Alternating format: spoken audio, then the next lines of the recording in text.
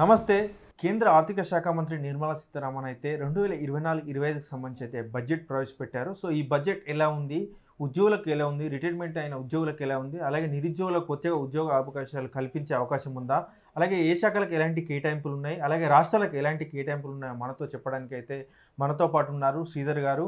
All India railways retirement association president అన్నమాట. So, ఈయన ఆర్థిక నిపుణుడు కూడా. సో, ఆయన్ని అడిగి మరిన్ని వివరాలు తెలుసుకుందాం. నమస్తే సార్. నమస్తే. చెప్పండి సార్. ఓవరాల్‌గా బడ్జెట్ ఎలా ఉంది? ఎవరికి లబ్ధి చేకూరింది బడ్జెట్ వల్ల?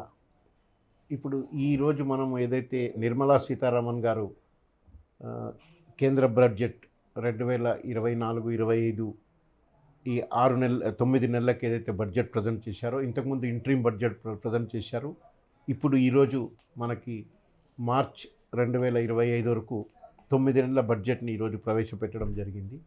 దీంట్లో ముఖ్యంగా చూసుకున్నట్టయితే మన కార్మిక వర్గానికి ఎటువంటి మేము ఆశించినంత ఫలితాలు ఏమీ లేవు. దీంట్లో ఎక్కడ ఏమీ కనిపించట్లేదు. కార్మికులకు ముఖ్యంగా మనము 8వ పే కమిషన్ ఇవ్వాలని మా డిమాండ్ ఉండింది. 8వ పే కమిషన్ ఈరోజు అనౌన్స్ చేస్తారు బడ్జెట్ లోపల అని మేము చాలా ఆశ పెట్టుకున్నాము. ఎన్నో రిప్రజెంటేషన్స్ ప్రధానమంత్రి గారికి, ఫైనాన్స్ మినిస్టర్ కూడా ఇవ్వడం జరిగింది. కానీ 8వ పే కమిషన్ గురించి ఎక్కడా మాట్లాడలేదు. Appointment of 8th pay commission గురించి.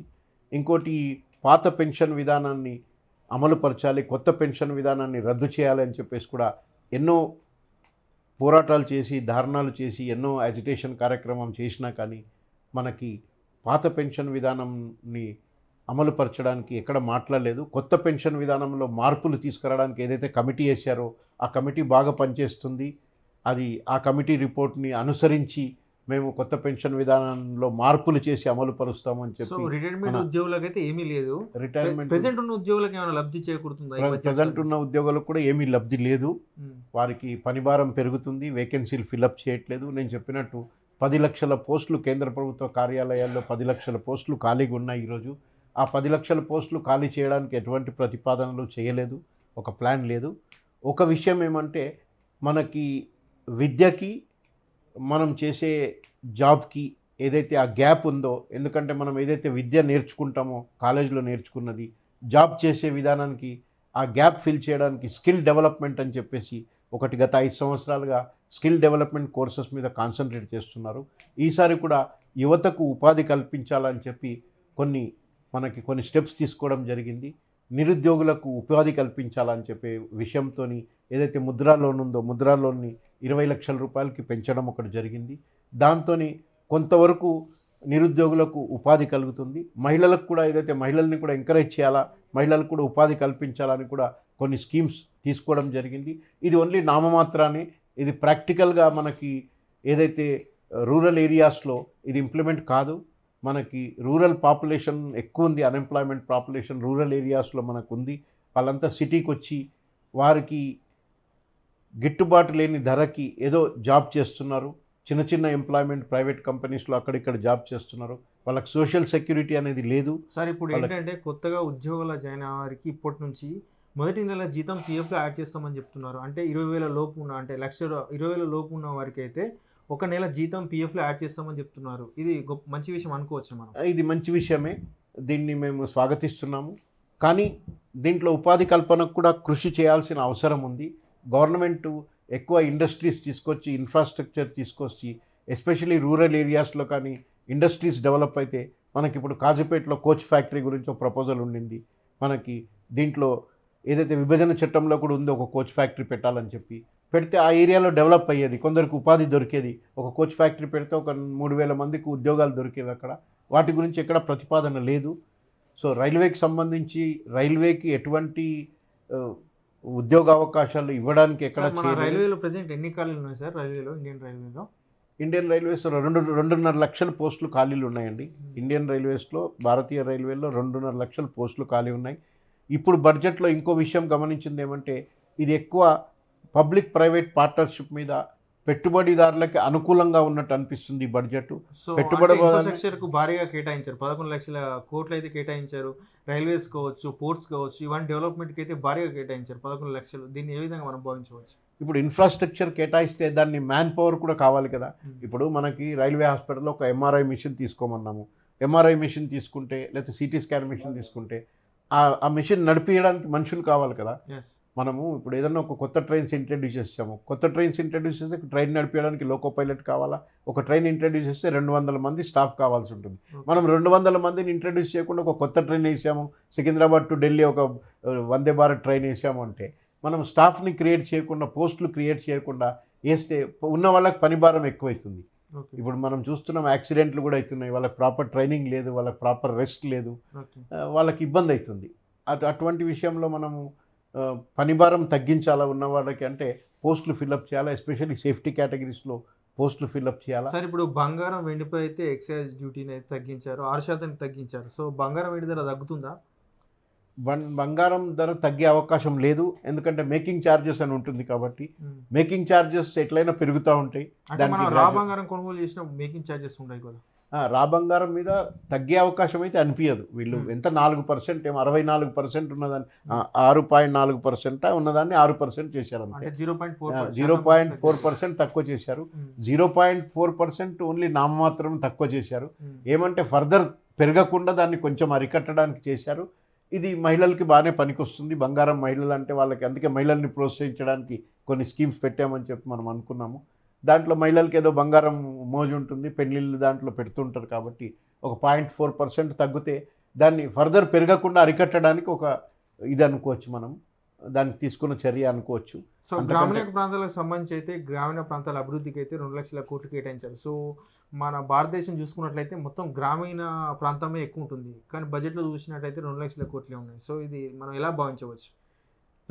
మనకున్న గ్రామాలు, ఇప్పుడు భారతదేశంలో ఉన్న గ్రామాలకి ఈ 2 లక్షల కోట్లు అనేది చాలా తక్కువ అండి బడ్జెట్ దీన్ని ఇంప్రూవ్ చేయడానికి.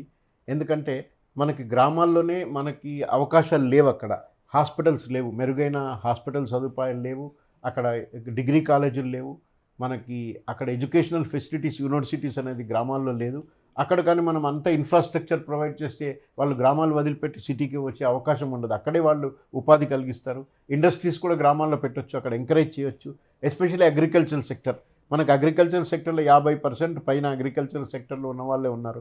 వాళ్ళకు కూడా పెద్దగా ప్రోత్సాహం లేదు. అగ్రికల్చరల్ సెక్టర్ వాళ్ళకు కూడా ఏదైతే మనము వాళ్ళకి సంబంధించిన అగ్రికల్చరల్ ఎక్విప్మెంట్స్ కానీ, లేకపోతే వాళ్ళ సెక్టర్లో ఉన్న ఏదైతే ఎరువులు కానీ, అటువంటి దాని మీద ఏం సబ్సిడీ అటువంటిది ఏం పెద్దగా దాన్ని ఎంకరేజ్ చేయడానికి ఎక్కడ మనకేం దాఖలాలు కనిపించట్లేదు. ఇంకా మనకి డీటెయిల్స్, బడ్జెట్ది ఫుల్ డీటెయిల్స్ ఇంకా మనకి అందుబాటులోకి రాలేదు.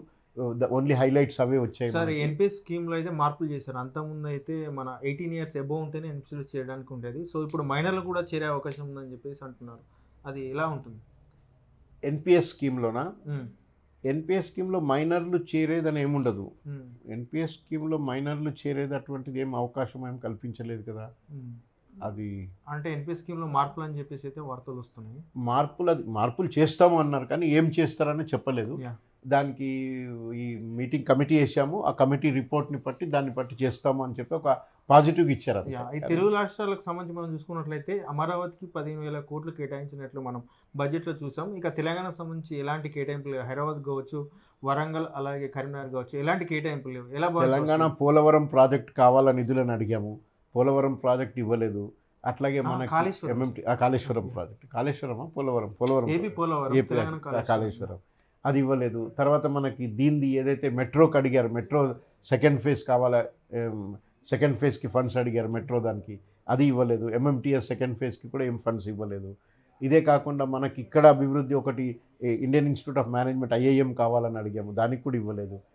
మన రాష్ట్ర ప్రభుత్వం నుంచి మన మంత్రులు ఏదైతే కేంద్ర ప్రభుత్వానికి విన్నవించుకున్నారో ఏవేవి కావాలని చెప్పి ఫండ్స్ కావాలని, దాంట్లో పెద్దగా ఇచ్చినట్టు ఇప్పటిదాకైతే ఎక్కడ దాఖలాలు లేవు. ఇక ముందు ఏమన్నా బడ్జెట్లో ఫిగర్స్ రావచ్చు, నామమాత్రంగా ఏదన్నా కేటాయించవచ్చు అని భావిస్తున్నాం. సో ఈ బడ్జెట్ చూసుకున్నట్లయితే తెలంగాణకు మొండి చేయనా ఈ బడ్జెట్లో? తెలంగాణకి మొండి చేయి అని చెప్పొచ్చండి. తెలంగాణకి ఏం న్యాయం జరగలేదు బడ్జెట్లో, తెలుగు రాష్ట్రాలకే న్యాయం జరగలేదు, ఏ రాష్ట్రంకి జరగలేదు. మనకి ఏమంటే వీళ్ళు కేంద్ర ప్రభుత్వం ఏం చేస్తుందంటే రాష్ట్రాలకి ఇప్పుడు GST కానీ, ఈ పెట్రోల్ మీద కానీ, ఆయిల్స్ మీద కానీ, లేకపోతే లిక్కర్ మీద కానీ GST పెట్టుంటే కొంత ఆదాయం స్టేట్ గవర్నమెంట్కి వచ్చేది. స్టేట్ గవర్నమెంట్కి ఆదాయం వచ్చే సదుపాయాలు ఎక్కడ మనకి కల్పించినట్టు కల్పించలేదు. స్టాంప్ డ్యూటీ పెంచుకోవడానికి రాష్ట్రాలకు అవకాశం కల్పించింది. స్టాంప్ డ్యూటీ పెంచుకోవడానికి అవకాశం కలిగించింది, కానీ మనకి అక్కడి నుంచి ఫండ్స్ ఏమి ఇవ్వట్లేదు. మనమే మెయిన్ ఫండ్ ఎక్కువ మనం కడుతున్నాం, GST ఎక్కువ కడుతున్నాము. కట్టిన దాంట్లో మన వాటా ఇవ్వట్లేదు మనకి, రీఫండ్ ఎక్కువ రావట్లేదు రావట్లేదు, చాలా తక్కువ వస్తుంది. మనకు వచ్చింది ఎంత 50 కోట్లు ఏదో ఇచ్చినట్టున్నారు లాస్ట్ టైం కూడా, చాలా తక్కువ ఇస్తున్నారు. గత 4 సంవత్సరాలుగా చూసుకుంటే ఇయర్ బై ఇయర్ మనకి మనం ఏదైతే కడుతున్నామో దాంట్లో షేర్ కూడా మనకు రావట్లేదు. సార్ ఈ పెట్రోల్ డీజిల్ని కూడా జిఎస్టీలోకి తీసుకొస్తామని గత కొంతకాలంగా అయితే చెప్తున్నారు, కానీ దాని గురించి ఎక్కడ మాట్లాడలేదండి, దాని గురించి ఎక్కడ బడ్జెట్లో మాట్లాడలేదు. బట్ ఓవరాల్గా ఈ బడ్జెట్ ఒక పెట్టుబడి వర్గానికి కొంత ప్రోత్సహించడానికి, వాళ్ళు ఫర్దర్ పెట్టుబడి పెట్టి పబ్లిక్ ప్రైవేట్ పార్ట్నర్షిప్ అని చేసి అటువంటి దానికి ఎక్కువ ఎంకరేజ్ చేసినట్టు మనకి కనిపిస్తుంది. సార్ ఓవరాల్గా బడ్జెట్ ఎట్లా ఉంది? ఇది పేద ప్రజల బడ్జెటా లేకపోతే పెట్టుబడిదారుల బడ్జెటా? ఇది పెట్టుబడిదారులకు ఉపయోగించే బడ్జెట్ లాగా ఉంది, వాళ్ళకు ఉపయోగపడే బడ్జెట్ లాగా ఉంది, పేదలకు ఉపయోగపడే బడ్జెట్ లాగా లేదు.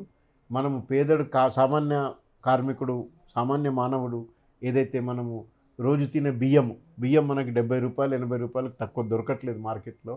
సిలిండర్ ధర, గ్యాస్ సిలిండర్ ధర, ఇట్లాగే ముడి సరుకులు ఏవైతే ఉన్నాయో మనం రోజు వాడే ముడి సరుకుల మీద ఎటువంటి రాయితీలు మనకి ఎక్కడ కనిపించలేదు, ఇప్పటివరకు దాఖలాలు లేవు బడ్జెట్లో. ఇది సామాన్యుడికి మేలు చేస్తుందని చెప్పేసి మనం అనుకోము. ఇది ఓన్లీ పెట్టుబడిదారి వర్గానికి, ఎవరైతే పెట్టుబడి పెడుతున్నారో వారికి ఎక్కువ రాయితీలు ఇచ్చి చేస్తున్నారు.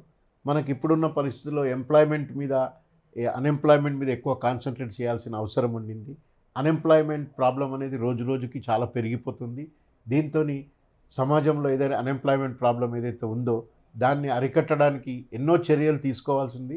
కానీ కొంతవరకు ఆ గ్యాప్ ఏదైతే స్కిల్ డెవలప్మెంట్ అన్ఎంప్లాయ్మెంట్కు మధ్యలో మనకి ఏదైతే విద్య దొరుకుతుందో, విద్య అనేది ఉపాధి కల్పడానికి ఉపయోగపడాలన్న ఉద్దేశము గవర్నమెంట్లో వచ్చింది. కాబట్టి రాబోయే కాలంలో ఈ నిరుద్యోగులకి ఉపాధి కల్పించడానికి స్కిల్ డెవలప్మెంట్ కోర్సెస్ యూనివర్సిటీస్లో కూడా ఏదైతే ఎడ్యుకేషన్ సిస్టమ్ని చేయాలని చెప్పేసి కూడా ఉంది. అట్లాగే ఇన్కమ్ ట్యాక్స్ సిస్టంలో కూడా మన నిర్మలా సీతారామన్ గారు చెప్పారు, ఇన్కమ్ ట్యాక్స్ యాక్ట్ 61లో ఏదైతే ఉందో దాన్ని మార్పులు తీసుకొస్తామని చెప్పేసి చెప్పడం జరిగింది. దానికి కూడా కొంచెం టైం పడుతుంది. ఇన్కమ్ ట్యాక్స్ యాక్ట్లో మార్పులు తీసుకురాస్తే అది కార్మిక వర్గానికి కొంతవరకు ట్యాక్స్ రాయితీలు కల్పిస్తుంది. ఇప్పుడైతే మనకేం లేదు, మనకి ఏదైతే ఎగ్జంప్షన్స్ ఇచ్చారో ఒక 50,000 రూపాయలు స్టాండర్డ్ డిడక్షన్ నుంచి 25,000 పెంచి 75,000 అన్నారు. 3 లక్షల రూపాయలు ఆల్రెడీ మనకి అప్ టు 3 lakhs ట్యాక్స్ లేదు.